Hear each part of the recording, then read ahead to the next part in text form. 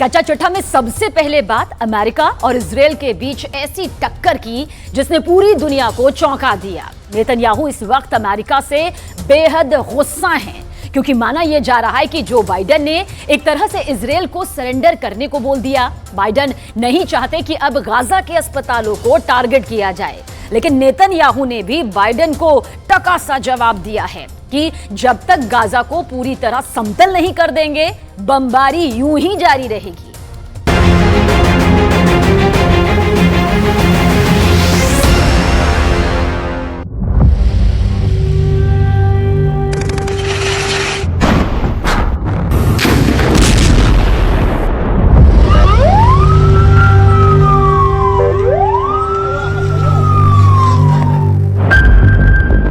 Gaza पट्टी और Israel के युद्ध से किसे फायदा हो रहा है? कौन किस पर भारी पड़ रहा है?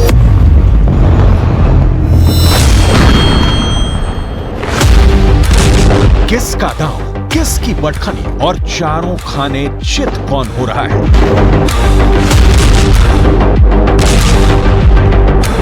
सवाल बहुत है, लेकिन 24 घंटे के अंदर इस युद्ध को लेकर ऐसा नया मोड़ आ गया है कि इजराइल से लेकर अमेरिका तक सब हक्का बक्का है।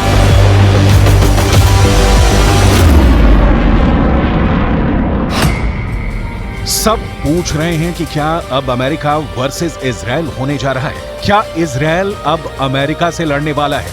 क्यों कहा जा रहा है कि नेतन्याहू का कोड व्हाइट हाउस एक्टिव हो गया है? कोड व्हाइट हाउस यानी सीधा नेतन्याहू वर्सेस बाइडेन होने वाला है।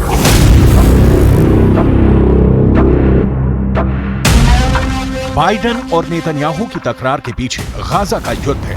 वहां के अस्पताल हैं जिनको इजराइल के टैंकों ने घेरा हुआ है, लेकिन अब बाइडेन ने ऐसी बात कह दी है कि इजराइल से ना निगले बन रहा है ना उगले, क्योंकि बाइडेन ने नेतन्याहू को बहुत बड़ी मुश्किल में डाल दिया है। बाइडेन ने कहा है कि गाजा के अस्पतालों का बाल भी बांका नहीं होना चाहिए। My hope and expectation that there will be less intrusive action relative to the hospital. We're in contact, and we're with the Israelis. Also, there's an effort to take this pause to deal with the release of prisoners, and that's being negotiated as well. With the Qataris are engaged, and so I remain somewhat hopeful. But the hospital must be protected. Biden ने जो कहा उसे देखकर Benjamin Netanyahu का खून खौल गया। Gaza पर उनकी सेना हर तरफ से हमला कर रही है। गाजा पर इजराइल की बमबारी पर ब्रेक लगना मुश्किल हो गया है। 12,000 से ज्यादा लोगों की मौत के साथ गाजा में इस वक्त कब्रिस्तान की जगह कम पड़ गई है।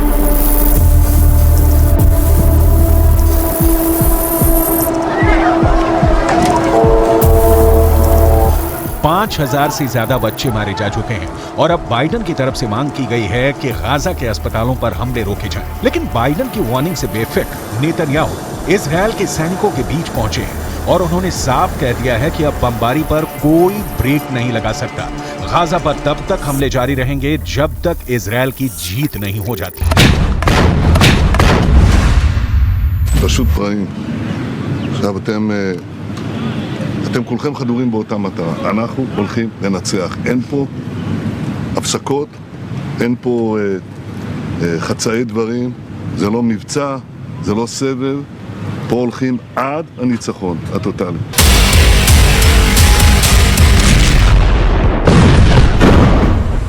आखिर क्या वजह है कि गाजा और इजराइल के युद्ध को लेकर अमेरिका और इजराइल के बीच टक्कर देखने को मिल रही है? नेतन्याहू और बाइडेन के बीच गाजा को लेकर जो क्लैश देखने को मिला है, उससे लेकर बड़े सवाल एक बार फिर से। क्या अब अमेरिका वर्सेस इजराइल होने जा रहा है? क्या इजराइल अब अमेरिका से लड़ने वाला है? क्यों कहा जा रहा है कि नेतन्याहू का कोड व्हाइट हाउस एक्टिव हो गया है? या ये सब इजराइल और अमेरिका के बीच नूरा कुश्ती है? क्योंकि दुनिया 12,000 लोगों की मौत को लेकर आग बबूली हो चुकी है। इंडोनेशिया से लेकर फिलीपींस तक फिलिस्तीन के समर्थन में प्रदर्शन हो रहे हैं। गाजा में जो मौत का तांडव हो रहा था, उसे लेकर दुनिया का एक बहुत बड़ा हिस्सा गुस्से में है और सब जानते हैं कि इजराइल और अमेरिका इस वक्त साथ में है।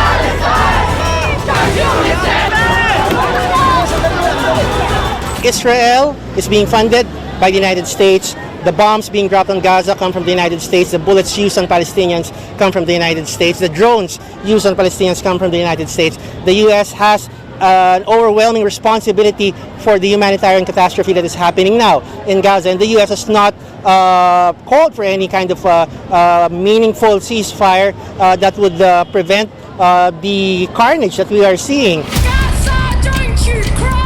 यही हाल यूरोप से लेकर ऑस्ट्रेलिया का है। फिलिस्तीन के समर्थन में यहाँ भी लोग जमा हो रहे हैं, गाजा पर बमबारी का विरोध कर रहे हैं।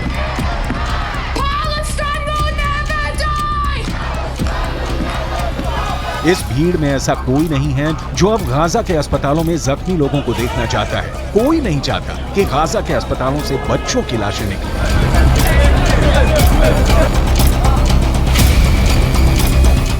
Between Palestine and Israel can be seen as complex, but what's happening right now is very straightforward, and we need a ceasefire. There's no justification for what's happening right now in Gaza, and that's what we're calling for. यही दबाव अब France से लेकर Britain भी पहुंच चुका है। यहाँ हथियार बनाने वाली उन कंपनियों के खिलाफ प्रदर्शन हो रहे हैं जो अमेरिका को गोला बारूद बेचते हैं और फिर वही हथियार और वेपन सिस्टम इजरायल को पहुंचाए जाते हैं। पूरे यूरोप में मांग उठ रही है कि ऐसी कंपनियों का बॉयकॉट किया जाए जो इजरायल की वॉर मशीनरी को चला रही है। Directly responsible for Palestinian civilian lives being taken, for Palestinians being killed. So this factory assembles key components of the Israeli fighter jets that are used to drop bombs on men, women and children in Gaza. And we are trying to stop its production today. So we are trying to stop workers from going in while we're holding this picket line. And people have been turning around and going home and not going into work. And we're trying to stop deliveries coming in and out. So stop any kind of key product movement, which again, so far we've been successful. अब Gaza और Israel के युद्ध को लेकर America का अचानक gear बदलने के पीछे बहुत से मकसद बताए जा रहे हैं। अमेरिका ने शुरुआत में सीज फायर का विरोध किया था। तब ये भी कहा गया कि इजरायल को पूरा हक है कि वो 7 अक्टूबर को अपने पर हुए हमले के खिलाफ कार्रवाई करे। लेकिन अब गाजा में 12,000 लोगों की मौत होने के बाद और खासकर तब जब बच्चों की लाशें दुनिया के हर मोबाइल फोन तक पहुंच चुकी हैं, अमेरिका गोलीबारी रोकने और अस्पतालों को बचाने की बात कर रहा है। इसकी 2 वजह हो सकती है। पहले कि अमेरिका गाजा पर पहले खामोश रहने के बाद अब अपना मानवीय चेहरा दिखाना चाहता है। दूसरा ये कि बेंजामिन नेतन्याहू को लगता है कि अगर युद्ध को लेकर वो कड़े फैसले लेंगे तो घरेलू राजनीति में उनको फायदा मिल सकता है। extent people need to be evacuated from one hospital to another hospital in order to ensure the continuation of care, evacuation routes have to be safe, and the Israeli government has told us as recently as today that there are and will continue to be evacuation routes for people leaving hospital compounds. Netanyahu इस वक्त युद्ध के बीच Israel की घरेलू राजनीति में भी फंसे हुए हैं। उनके खिलाफ कई तरह के आरोप हैं और इस वर्ष की शुरुआत से ही उनके खिलाफ लगातार प्रदर्शन हो रहे हैं। लेकिन नेतन्याहू इस वक्त वॉर जोन में बिजी हैं।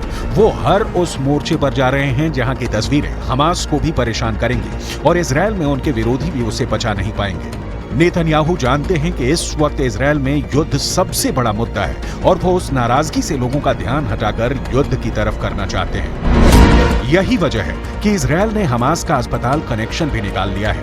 इजरायल का दावा है कि गाजा के अस्पतालों को हमास अपने अड्डों की तरह इस्तेमाल करता आया है और उसने अब इसके नए वीडियो भी जारी कर दिए हैं जिसमें गाजा के रंतीसी अस्पताल में हमास की सुरंग होने का दावा किया है।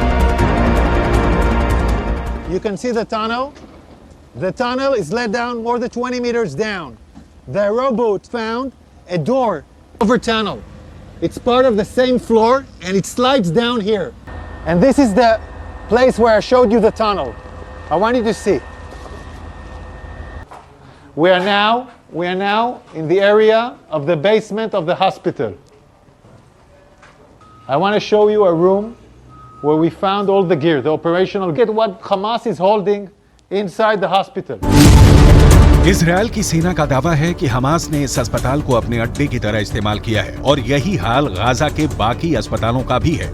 वैसे गाजा से आ रही रिपोर्ट से पता चला है कि गाजा के अहली अरब अस्पताल, जिसमें इस वक्त 500 से ज्यादा मरीज हैं, वहां इलाज पूरी तरह से बंद करना पड़ा है।